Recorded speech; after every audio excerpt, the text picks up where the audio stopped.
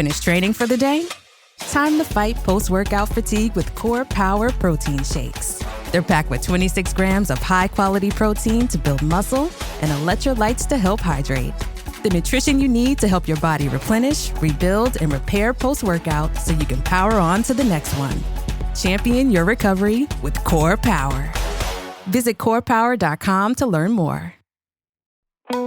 For many families, raising autistic children, something as simple as going out to eat can feel overwhelming. The stares, the waiting, the uncertainty of how staff will respond, it can turn what should be fun outing into a stressful experience. But what if more places were built with empathy and understanding from the start? Hi, I'm Greer, and this is the Unfinished Idea podcast, a space where we have honest conversations about the everyday in neurodivergent parenting, being neurodivergent ourselves, and building community so you never have to feel like you're walking this journey alone. Today, I'm joined by Jamie, a chef, restaurant owner, autism advocate, and mama, whose personal journey led her to truly creating an autism-friendly space in Myrtle Beach. We'll talk about early intervention, transforming businesses to better support neurodivergent families, and how one community became a model for inclusion. I also just want to say that I share in this a story where my child has a meltdown, and Johnny D's, which is the restaurant Jamie owns or co-owns, was amazing. And I just want to say that from the start. It's still an experience. We went back multiple times. My parents have gone back multiple times because of how we were treated. It is a core memory for me. So grab your drink and let's dive into today's conversation.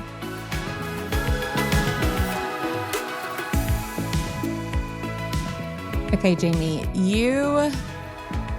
I just want to first preference. We've never met, but I have eaten at your restaurant, one of your restaurants. And I just want to share the story because it's just a testament to what you have created and built. And we went as a family on holiday to Myrtle Beach, and we went out to Johnny D's because our beach house was like pretty much across the road from it. And my parents have been there before, really enjoyed the waffles. And while we were there, my son had a massive meltdown. He thought he was ordering one waffle, which was a picture, but what he said was a different waffle. So of course that came out. And I didn't know, I've had meltdowns in public before. It kind of, it's just one of those things. And the waitress, her name's Kylie. We had her twice. We went twice and we had her both times. I'm not sure if that was a good or bad thing for her, but, and she was like, not a problem. Like, she was so kind and generous, and all of the staff, no judgment from any of the staff. And they were like, if you need anything out, like if you need extra this or, they were just so accommodating and so lovely that we went back a second time. That's why we went back, was because we were like, I knew if he was going to have a meltdown, I wasn't going to be judged by the staff. Obviously, you can't always trust the patrons, but I knew the staff were going to take care because they were even like, if you need help from us, as he's like screaming, they were like, if you need help from us, like, just let us know. You just give us the look and we'll come help. And I was just like, oh my gosh, like, they get it. And then obviously to see in the middle of your menu, you have a whole thing about autism awareness. I was like, we are coming back here. I was like, we are supporting them because that's not what we've experienced at other places, we'll just say. And so I just first want to say, as we start this interview, a big thank you for creating that space. And I don't know if you've talked to your staff or you trained your staff or what, but your staff were amazing. Shout out to Kylie again.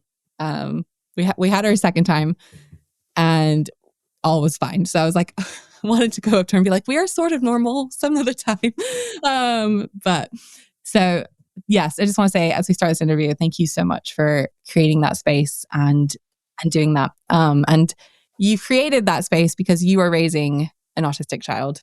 So I would love to hear a little bit of that journey and why you have. We'll dive into Johnny D's in a little bit as well, but just, hear your journey. So James was diagnosed when he was 3 years old. We had just moved down here from New York. He started a new daycare. When I was in New York, I remember a couple times telling his doctors, like, he's not really talking yet and this and that. And they were like, oh, that's normal. He'll talk when he's ready. That's what I got. Then I was asking, because my grandmother was watching him at the time and she spoke only Greek to him. So I was like, is it possible that he's getting confused between the Greek and the English? And the doctor was like, no, kids will just learn both languages. And I'm like, okay, this is very unhelpful. But I didn't know anything. I didn't know what autism was. I didn't know anything about it. So I just kept going. So when we came down here, he started at a daycare because he wasn't in daycare in New York. So as soon as he started at a daycare, within 2 months, 3 months, maybe, they started, I don't even think it was that long. I think he was there for 6 weeks because they started saying things like, he's not responding to his name. He doesn't make eye contact. His diet's very limited. And I was like, yeah. And for me, when they were telling me, especially about the eye contact thing or not responding to his name, I was like, what are you guys talking about? I'm like, James. He turned his head immediately, So I was like, what, they saw it differently though, because he didn't recognize their voices like he does mine.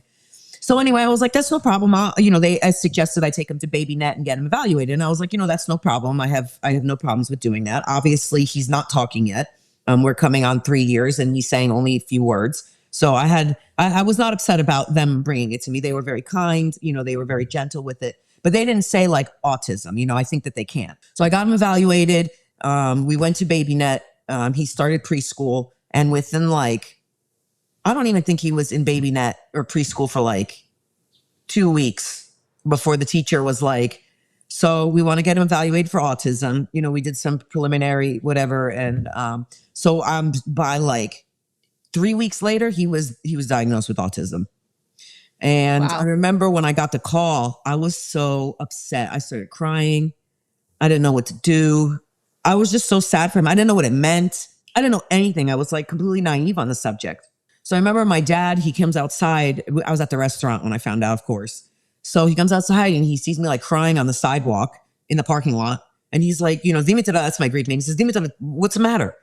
And I told him and he gave me a hug and he says, I know you're upset, but crying is not going to help James or you. He's like, you need to figure out a way to help him. So I was like, you're right. And I have cried about it, obviously, over the last however many years, a few times, I must say. And it's not even I'm crying that he's got diagnosed with autism. I'm just crying that he struggles so much, Yeah, I get that. Yeah. I cry for him and not for me. So anyway, and then it was right before Autism Awareness Month. And everything happened so fast. And it was like a whirlwind here with what happened. So as soon as he was diagnosed with autism, I felt compelled. And then someone introduced me to Becky Large, who runs Champion Autism Network. Within the same week, I feel like that he was diagnosed. I don't even know how it all happened, but I came up with this idea that I wanted to feature a different child every day during the month of April on the restaurant page. So that's how, and then I learned so much from these other parents, from these other kids, the way I did it. And it was like a story coming from the child's point of view. And then it became like a big thing. Like other parents were writing in saying how much they loved it. And it just became a thing year after year. The last couple of years I've been busy. I'm hoping to pick it back up this April coming. But that's just how the whole thing started. And then I was like, well, with Becky, and she was trying to help make places autism friendly around here. So, I kind of jumped on board with her, and Johnny D's became one of the first restaurants that was autism friendly, to whatever extent that we could make it, and it kind of just took off from there. And every year I was posting stories and people were coming in, families were coming, and they just loved it. And James has been doing great. I mean, from 3 years old to now, it's been 10 years since diagnosis. And we really work hard. I homeschooled him for kindergarten, first and second grade, so he could focus on ABA therapy. And he was going to ABA therapy, feeding therapy, OT therapy. I think he was going to therapy 30 hours a week. Wow. And I was trying to run the restaurant at the same time. And it was some days I was ready to rip my hair out. But I really do believe that early intervention really helped him. And I wish that I could have been diagnosed at 18 months, to be honest. If I would have known, if someone would have brought it to my attention at 18 months, I would have taken the same steps, because even at 18 months, he had talked, but then he started losing some of those words, however, for whatever reason. But he's really come a long way. And then right around third grade, the ABA therapy, I feel like was starting to have a more negative effect on him. So we took him off of that. We stopped that immediately. And I'm not talking bad about ABA therapy, but he had been in it for I don't know how many years already. So from 8 years old, because he was in there for 3 years already, 4 years, something like that.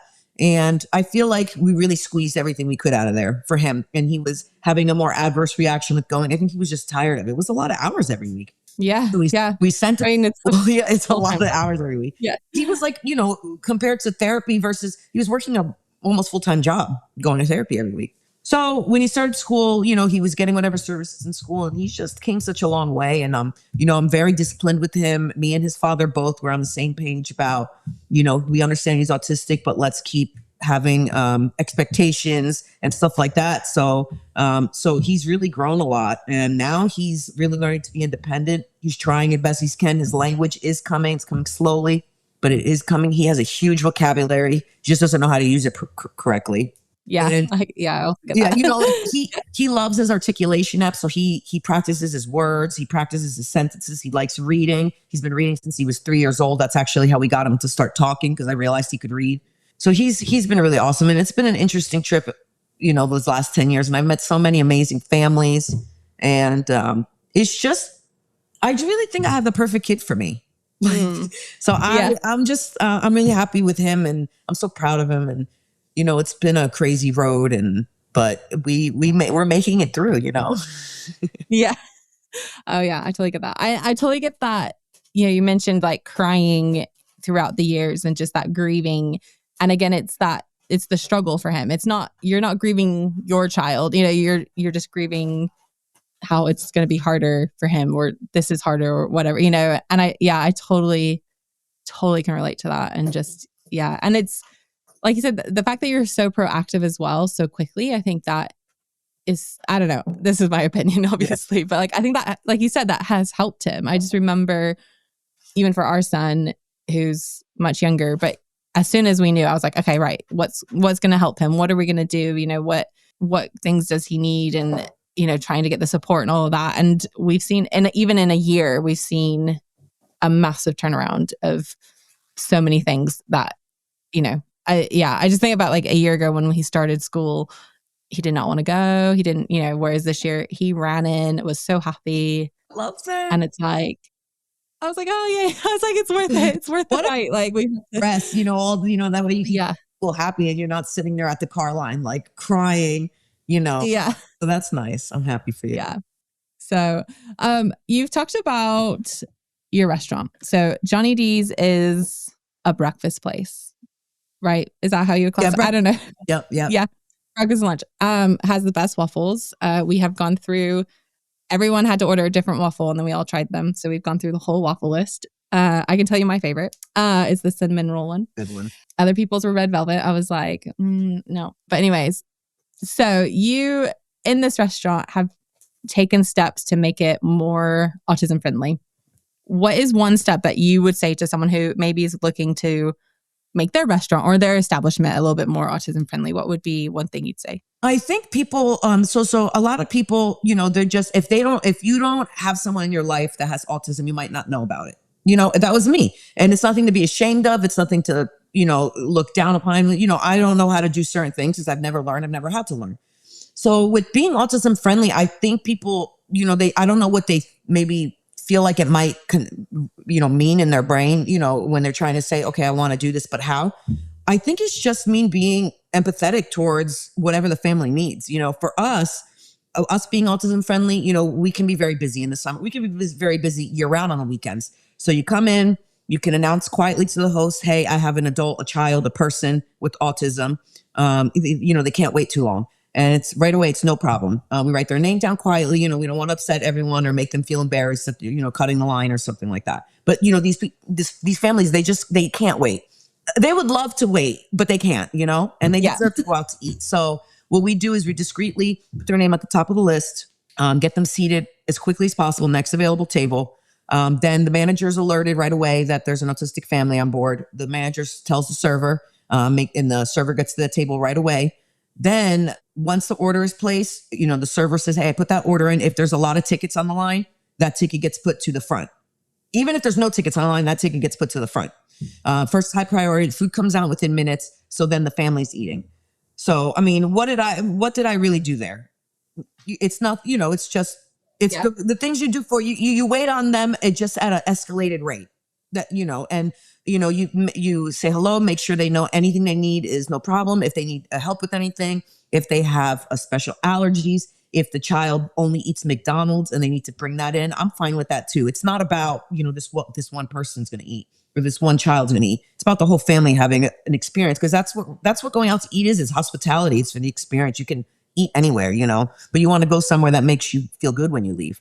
So if you can bring your family out to a place and all your children are happy, all the adults are happy, that's a huge win. And that's something that you remember. And how, and my dad always said, like, people remember how you made them feel. And that does not stray from us being autism friendly. That's exactly what we're trying to do. Because, I've been out to eat at places where when James was a very picky eater, he only ate French fries. Well, we went to an Italian restaurant that doesn't have French fries. So I called ahead of time. They didn't have them. I brought them in and they started giving me a hard time about it. So, and I was like, well, we can all leave, if this is an issue for you, and finally they were like, no. But it's like, why did I have to start like that? It's one order of French fries, and there was 8 other of us there.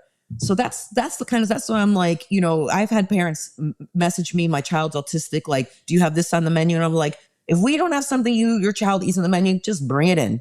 Whatever you need, We also carry noise defender headphones there for adult size and kid sizes that a lot of parents use. So I just feel like any place really could be autism friendly. Maybe not, some fancy dinner restaurant or something like that, but like, any place, especially family run businesses. I think if you're a family run business, you should cater to all families. And I think it's easy to do so.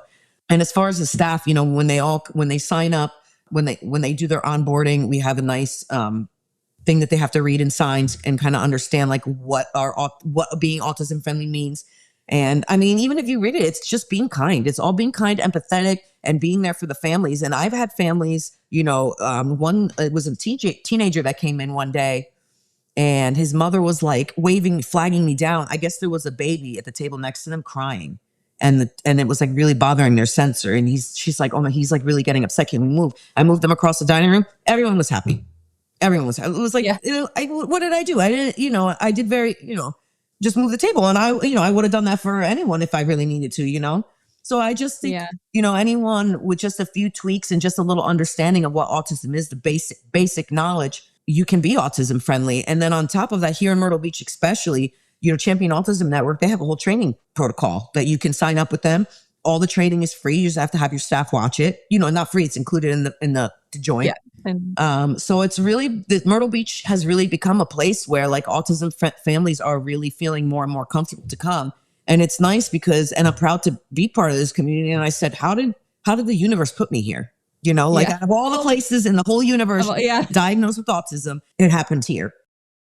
Wish you could become a morning person? The type, up before the sun, early morning runs, first one to the office with donuts and a smile. How do they do it? Easy. With the new Galaxy Watch 8, sleep tracking and personalized insights from Samsung Health help you improve so you can wake up to a whole new you. One who, dare I say it, skips the snooze?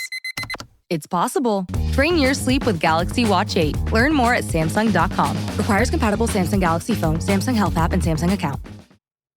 I'm always looking for ways to show my cat how much I love her. And with Fancy Feast Gems, I can pamper her whenever I want with a savory gravy on top of a gourmet mousse pâté. The pyramid shape makes serving simple, so all I have to do is peel and plate to make mealtime feel extra fancy. And with 2 entrees in every pack, it's easy to turn every day into the extraordinary. Fancy Feast Gems.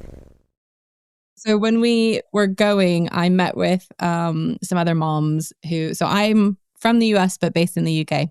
Okay. So we were flying to the US, but I have a lot of mom friends in the US who are raising autistic children. And they were like, oh, where are you going? I was like, oh, Myrtle Beach. And they were like, oh my gosh, this is the best place like for autistic families. And several of them have been to Myrtle Beach because of... That's nice.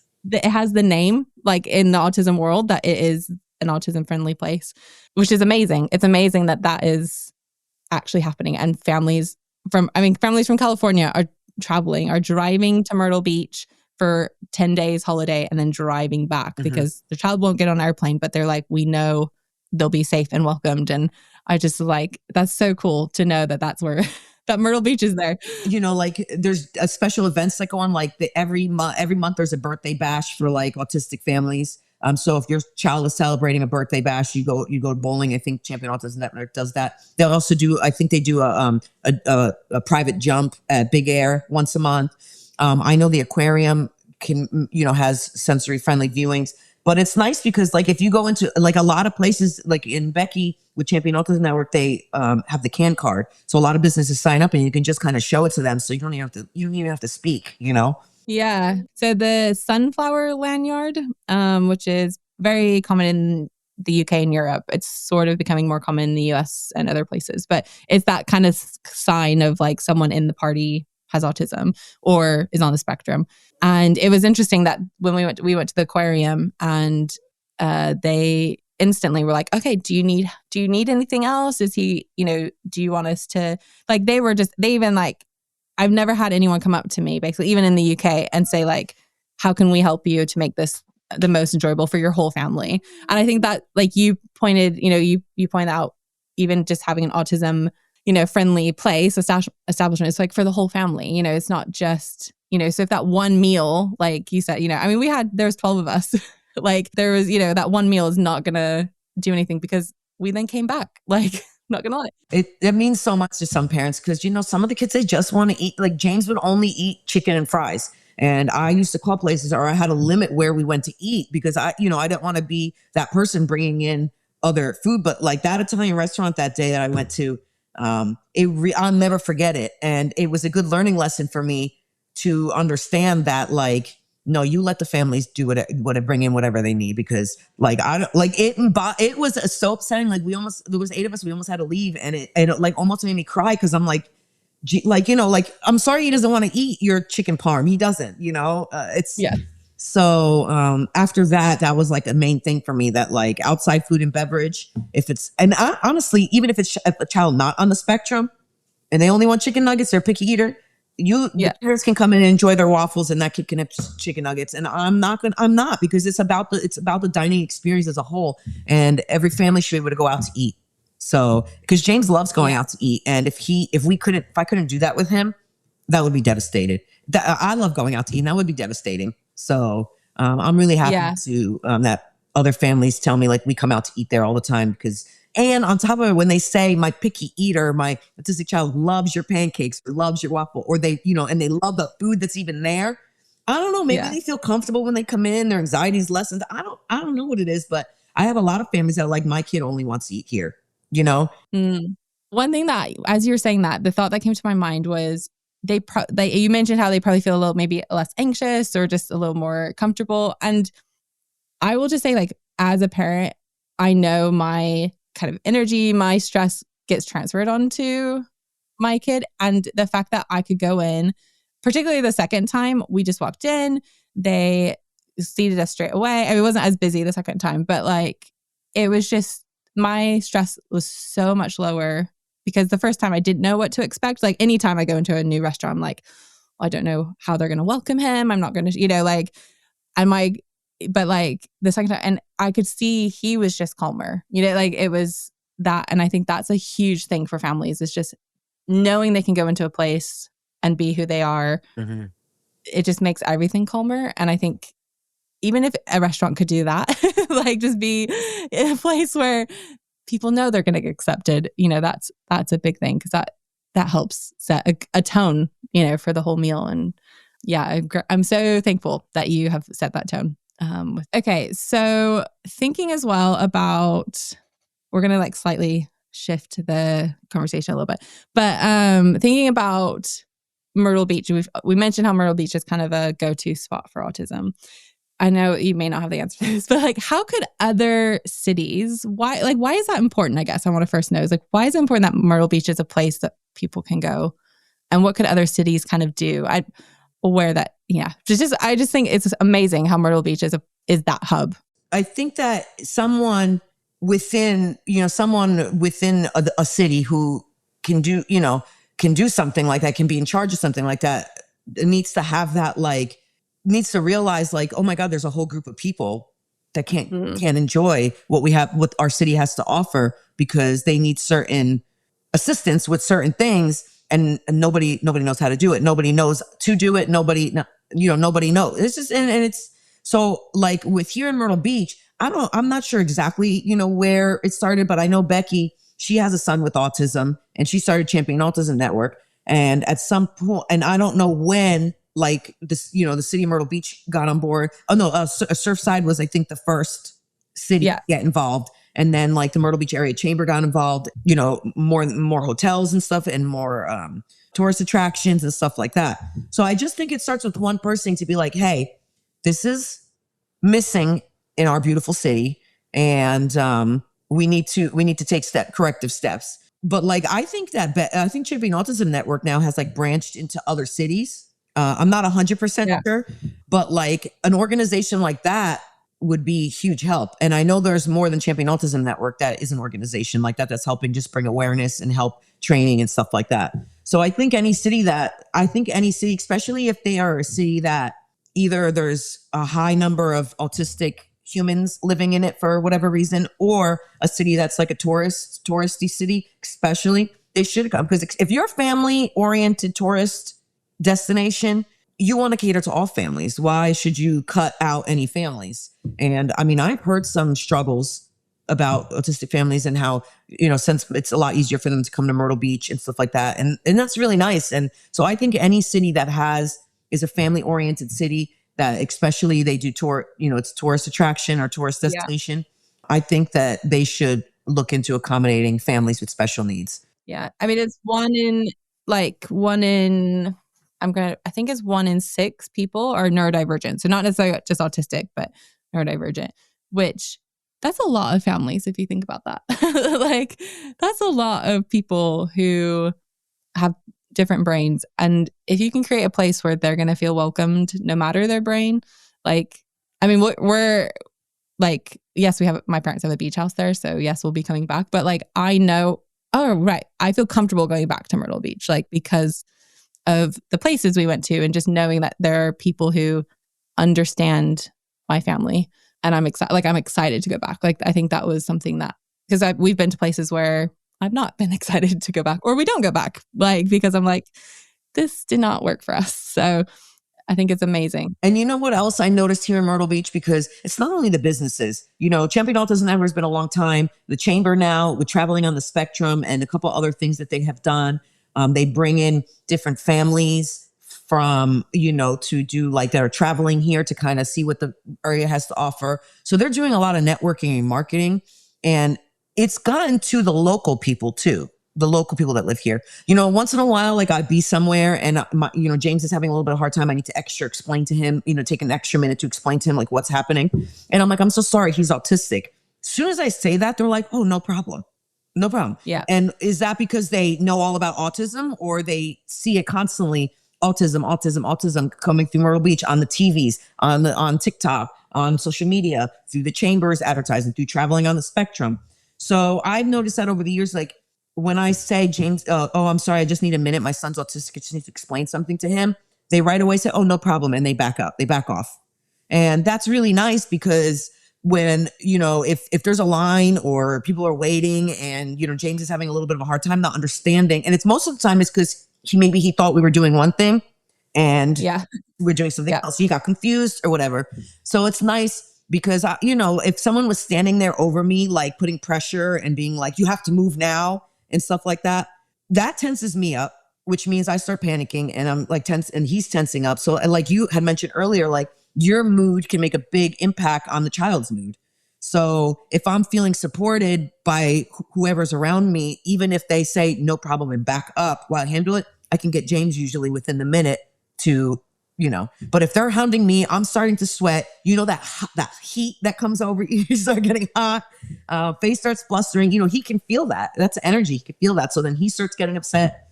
So I really like that. And I've noticed like, it goes beyond just my friends and the people I see all the time. And it's really nice. It's really nice. And then, even I think more and more like going out, like, because James, he hums, he makes noises, he does certain things that if I was someone that saw him, I would be able to point out that he was autistic from a mile away.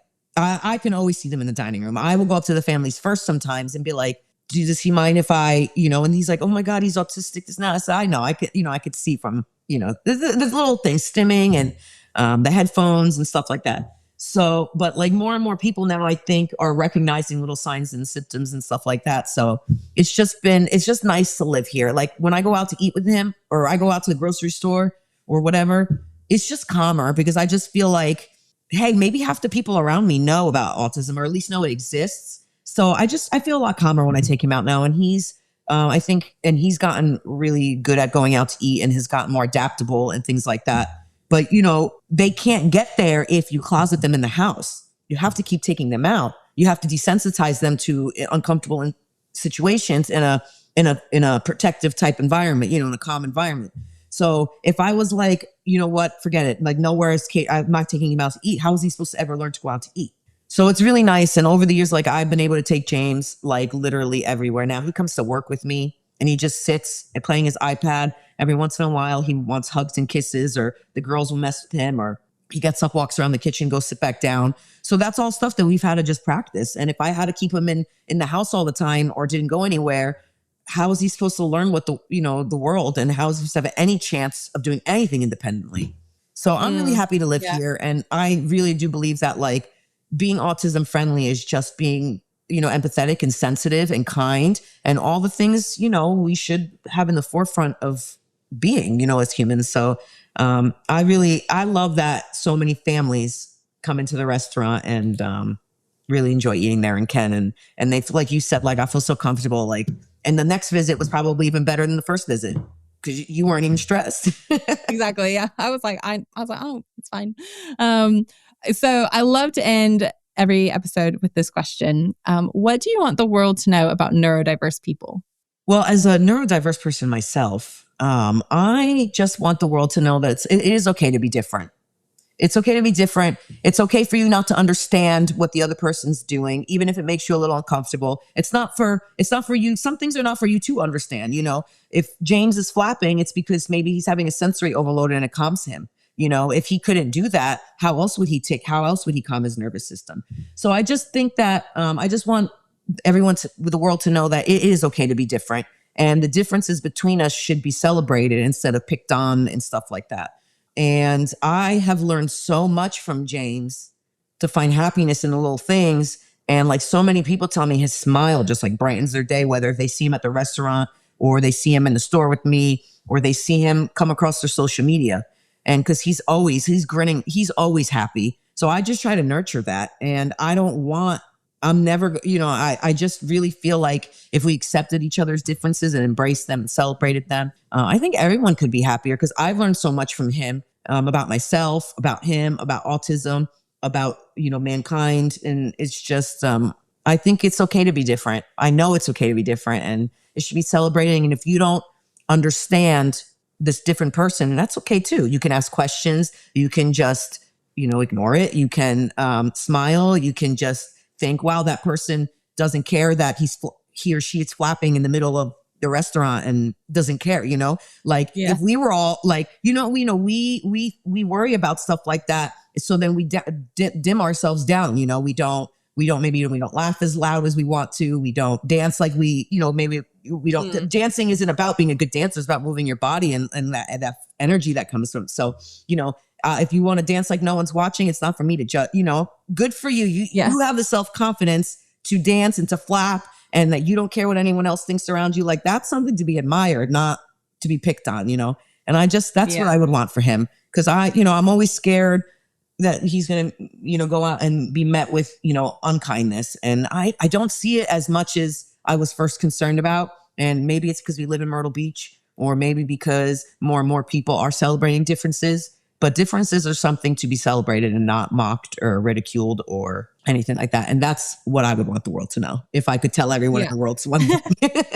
Yeah. Well, and I think it's that idea, like, if we just normalize those things, if we normalized everyone's differences, then they wouldn't really be different. Or it's that idea of like, let's normalize that he needs to flap his hands, or that my kid sometimes needs to run in place, or, literally in the store, he will just like run in place, and people are like, oh, that's cute. And I'm like, it is cute. And I'm glad that that's what he's doing, because if he wasn't doing that, he'd be screaming. So let's, we're going to celebrate that. But things like that, like, it's like, if we just normalize all these different things, we could be comfortable and do it. So, well, thank you so much, Jamie, for being on the podcast and sharing your story and how you've created such a lovely place for families who are raising autistic children. And thank you so much for what you are doing in the community. So thank you very much. You're welcome. One thing I'm taking away from today's conversation is how powerful small changes can be in creating spaces where autistic individuals and their families feel welcomed and included. Inclusion isn't complicated, it just needs to be intentional. Today's vocab moment is autism-friendly, a term used to describe spaces, businesses, or events designed to support and accommodate autistic people and their families, or even neurodivergent people and their families. This often includes sensory considerations, staff awareness, flexible policies, and a culture of empathy. We experience this at Johnny D's. Family can quietly let staff know that they need a quick seating, orders are prioritized, outside food is welcomed, and sensory headphones are always available.